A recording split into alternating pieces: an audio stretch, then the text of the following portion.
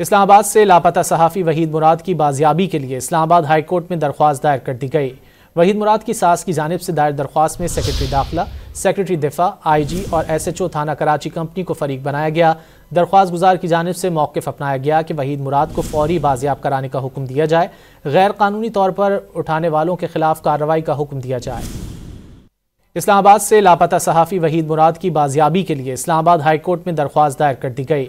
वहीद मुराद की सास की जानिब से दायर दरख्वास्त में सेक्रेटरी दाखिला, सेक्रेटरी दिफा, IG और SHO थाना कराची कंपनी को फरीक बनाया गया।